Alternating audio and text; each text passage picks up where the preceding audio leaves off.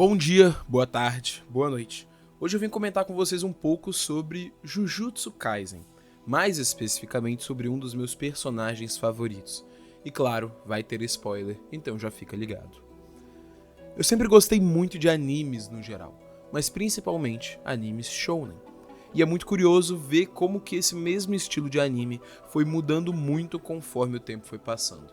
Nós temos Samurai X, Evangelion, Yu Yu Hakusho, Pokémon, Digimon, Cavaleiros dos Zodíacos e, claro, Dragon Ball.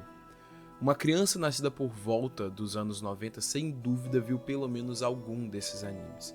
Já nos anos 2000 e 2010 as coisas vão começando a mudar. Claro que em 90 nós já tínhamos animes incríveis, mas é aqui que surgem alguns marcos de qualidade que vão, sem dúvida alguma, entrar para toda a história.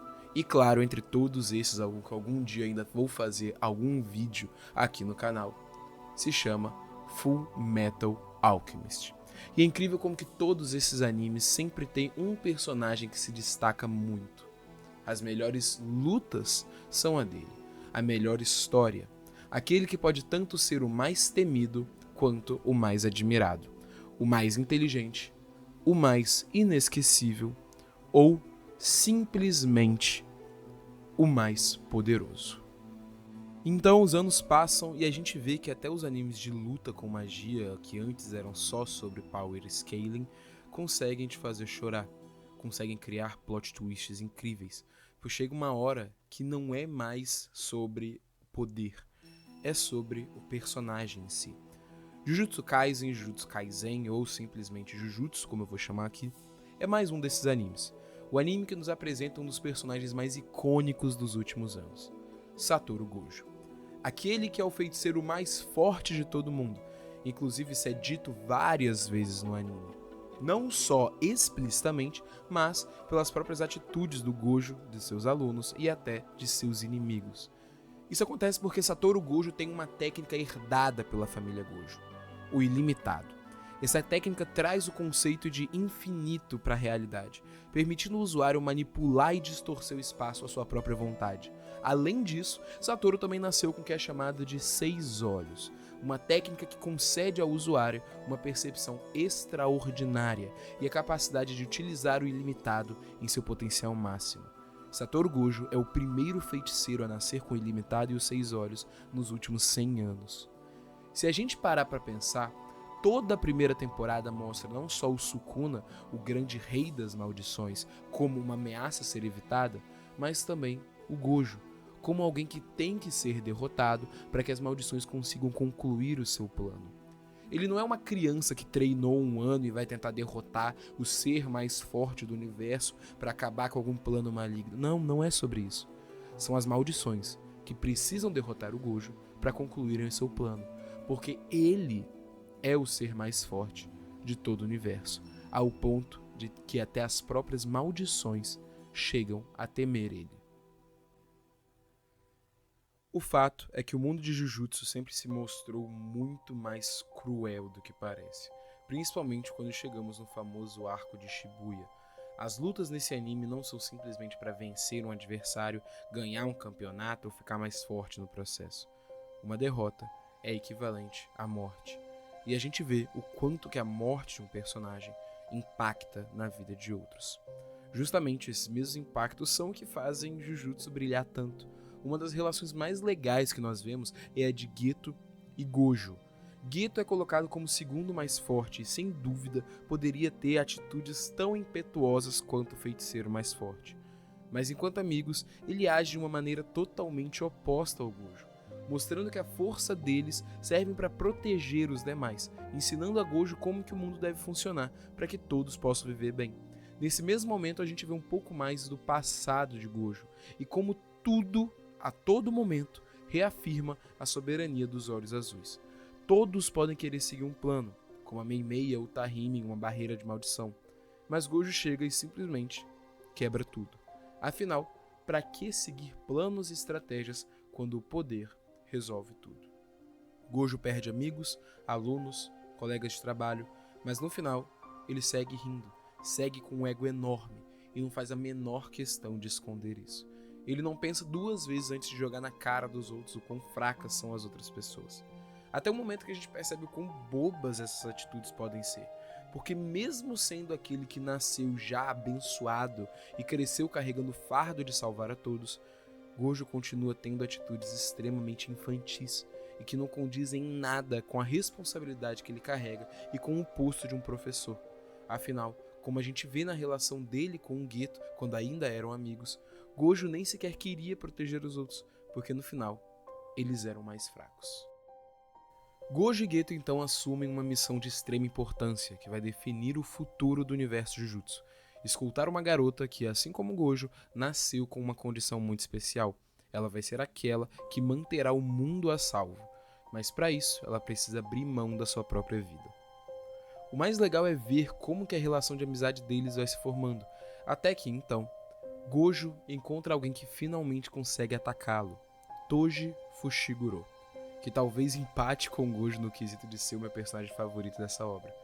Mas Satoru continua agindo com soberba, mesmo quando Toji mata Gojo e no final ele volta, e mesmo que isso nem seja explicado direito, a gente aceita.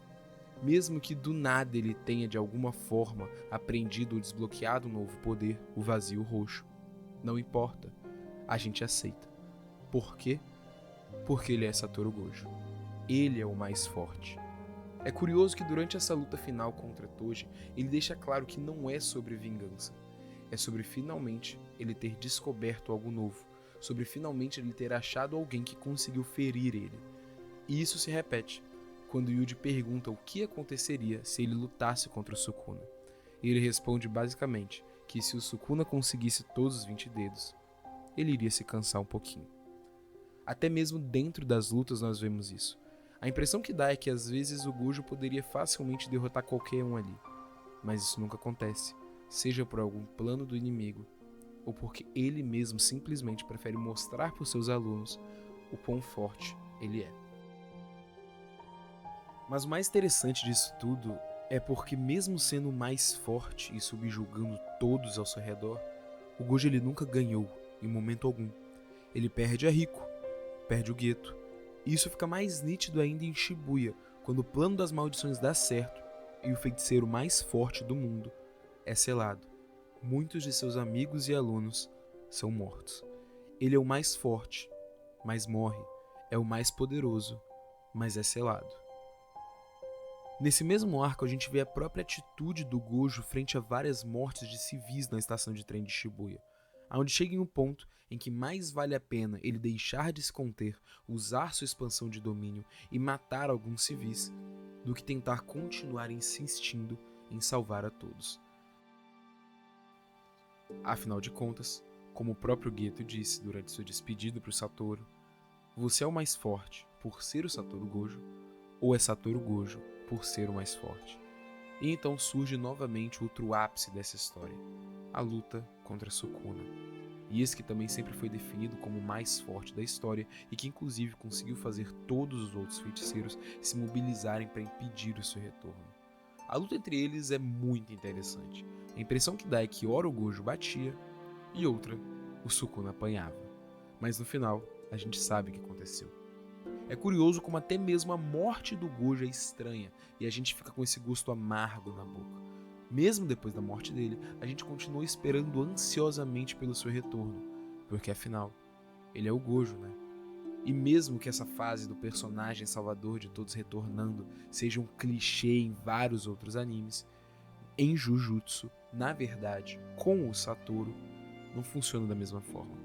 Porque parece que o retorno dele faz mais sentido do que a sua própria morte.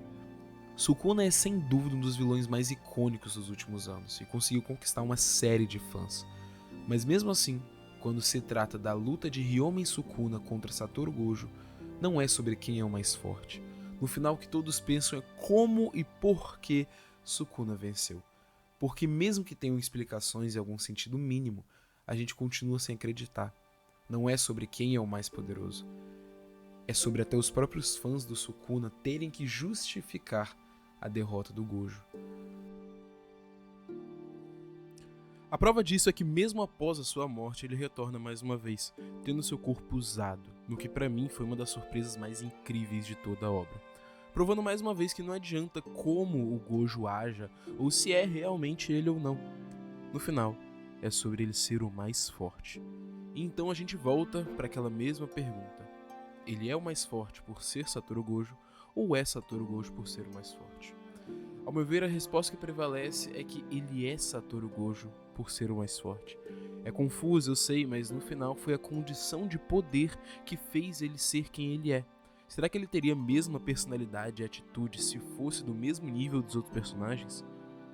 No final, tudo, sejam os planos, a relação dos personagens, a batalha e até suas mortes, tudo sempre foi sobre ele ser o mais forte.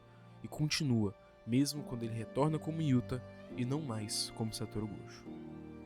Se você gostou do vídeo, lembra de mandar para aquele amigo que gosta muito de Jujutsu e deixa um comentário aqui dizendo se você concorda ou não com o que eu disse. Muito obrigado a todos. No celular, o YouTube agora tem uma função onde você consegue hypar os vídeos e isso me ajudaria muito. Muito obrigado, esse é o primeiro vídeo, espero eu que primeiro de muitos. Até mais.